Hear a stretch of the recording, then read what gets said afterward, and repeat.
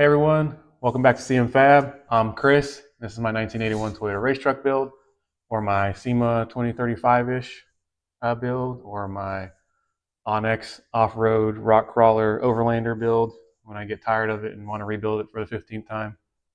Uh, Anyways, we did not get a lot accomplished in this video.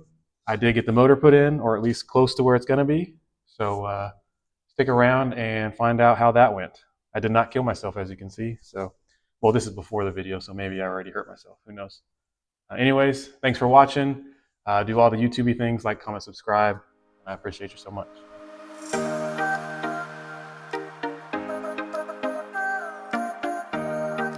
All right, so I got a little bit of time today, so I'm going to go ahead and get the motor, K24A2. I think I mentioned it in the first video. Get it put on the stand, and then hopefully I have enough time to start making templates. I want to get as much as I can done throughout the week because I'm going to be taking a trip this weekend, and I won't have time to do anything then.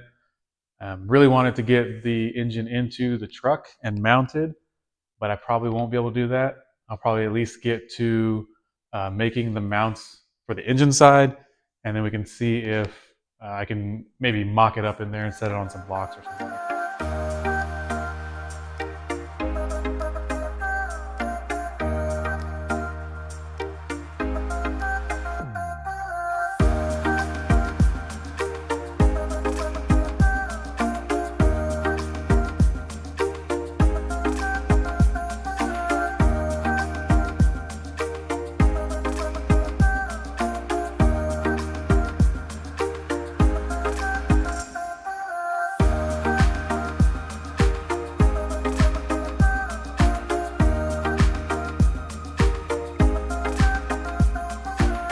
As you can see, we got the engine on the stand. I also got the stock manifold taken off. I'm not going to be using it for the Toyota, and it was in the way. So I got that removed. And as you can see here, there are a bunch of holes and threaded bosses that I could choose for mounting locations. I ended up looking for different rear-wheel drive swap mount kits just to see if what would work really. They utilize these four right here, which is right in the middle of the motor, and you can see the structural ribbing and whatnot, so I'm sure it's going to be strong enough for what I'm going to do. Again, it's not like it's going to be 1,000 horsepower, anything really. So I went ahead and I already had some ram board and whatnot cut out. I'm just going to use the scraps from when I was making the gussets and everything. My plan is to just hold this up here and kind of trace out a pattern that I want, like a trapezoid or a square, or I don't know, whatever that shape would be called, rhombus maybe, I don't know. Anyways, I'm going to cut out the shape to utilize these four bosses there. This one is a little bit deeper in, so these three are flush with each other, and this one is maybe like a ½ inch more inset. I have some tube that I can weld onto the back of whatever mount I make, and that way it'll mount flush here, but it'll still have the gap so that these three will be flush, if that makes sense. I'll show it when I actually start making it out of metal. All right, so I don't think that I ever showed how I make cardboard templates or ram board templates. Again, this is just ram board. You can buy it at Home Depot in bulk. Comes in big rolls of like, I don't know, like 100 feet by 4 feet or something like that. I bought some when I first started this truck 7 years ago, and I still have probably 3/4 of the roll, so it goes a long way. A lot of people, when they make templates like this, they'll set it on wherever they're trying to trace and kind of push on it with like a dirty finger, or they'll put dirt or I don't know, paint or something on there and push on it, and then that transfers to either the back side where your holes were, or the front side where you're pushing on it with your dirty fingers. I have done that in the past, but I don't think it really works that well with ram board because it's a little bit thicker. If you had like just a piece of like construction paper or something, I'm sure that would work fine. You can just push it up there and then push on it, and that would transfer these ridges to the backside. What I do, especially in this case where it's kind of right there in my face, these 2 points are even, so I'll just set it on there, or they're level, sorry. And then I know my bottom hole is right there. I know my other bottom hole is here.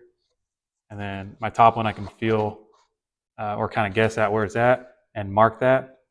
And then same thing on the other hole, feel where it is, mark it, and then just transfer it to the RAM board. And then I kind of takes a lot of guessing.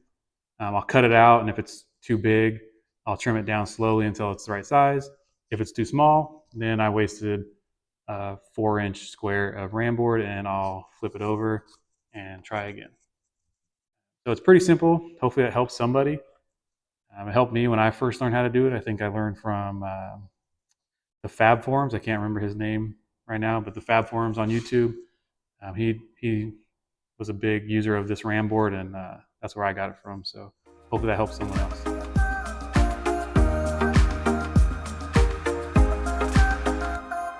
All right, so it's kind of hard to show, but you can see there's like a 1/2-inch gap or so between that bolt and the RAM board. A lot of these ones are all touching. That is where I'm going to have to cut down a spacer. That's the right size for the bolt to come out to kind of the same level, and I'll just weld it to the backside of this actual mount. So when I hold it up there, everything will actually touch from the engine to the mount, and I won't have to worry about bending the plate or anything like that, any kind of crazy ways. I'm sure if you had like a nice press or something, you could just put a brake in there, but I don't have that or know how to do that. So maybe on the next one, I'll get fancy like that.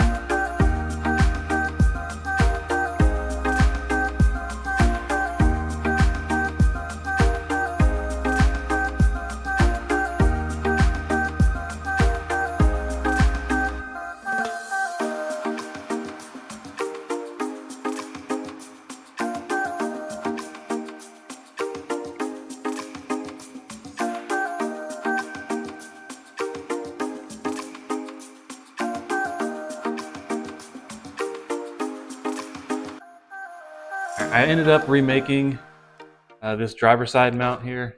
You can see the differences. This one was the original one we made on camera. This is the one I made off camera. This one didn't incorporate this bolt hole over here. I know you guys can't really see that right now, but there's a bolt hole right here that it didn't have. And then this one, I just added this material onto in order to capture that bolt hole. A lot of the mounts I saw online either use these three or that one too. I figured having another bolt there couldn't hurt. That way it gives me more space to put my rubber bushing as well. Instead of trying to shove it down here somewhere, I can have all this real estate. So this is the one we're going to end up using. This little notch is just to miss part of the motor. I'll clean it up on actual metal so it doesn't look like it's a little Pac-Man guy there. This one probably would have worked, but it looks weird. Looks like a mountain. So we're going to go with that one.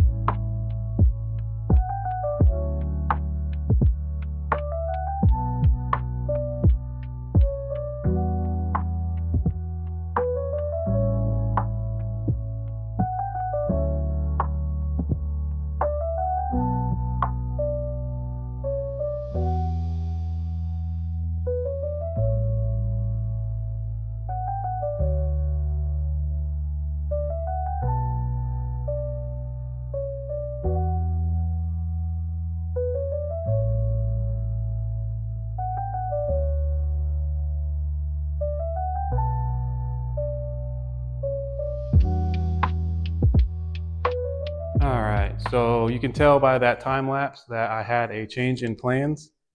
I was originally going to make just the motor side plates, which I actually did start over there on the table.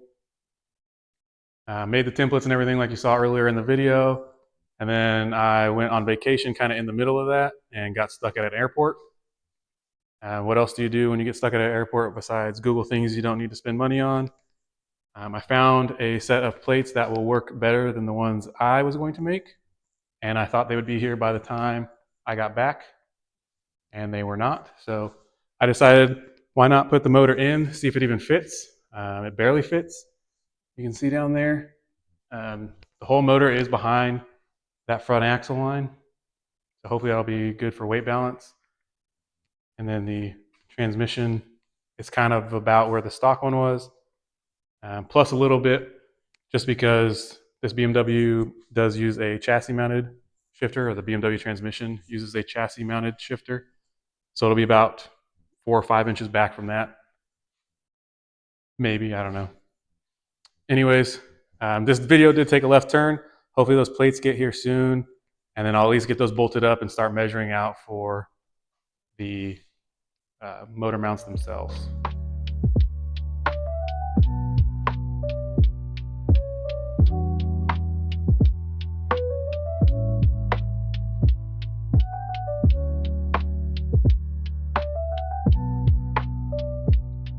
All right, we were kind of all over the place in this video. Hey, there's my light down there. You guys see it? Right there. We were kind of all over the place in this video. I started out by making motor mount plates. Didn't turn out how I wanted. Some stuff happened. I was stuck at airports, and that was fun. Anyways, ended up buying some. In the meantime, we got the transmission bolted up, got the adapter plate bolted up, and got the motor kind of where it's going to live. That's probably not the exact location. You might go back a little bit or forward a little bit. It's probably not centered up, but hey, I did my best. If you guys like this video, please like, comment, subscribe, all that YouTube stuff, especially if you have a suggestion for next time. I take all of that to heart, and I try to implement it into the videos. So please keep doing that. I still enjoy doing this, so I'm still learning. And I think that's going to do it for this video. See you in the next one.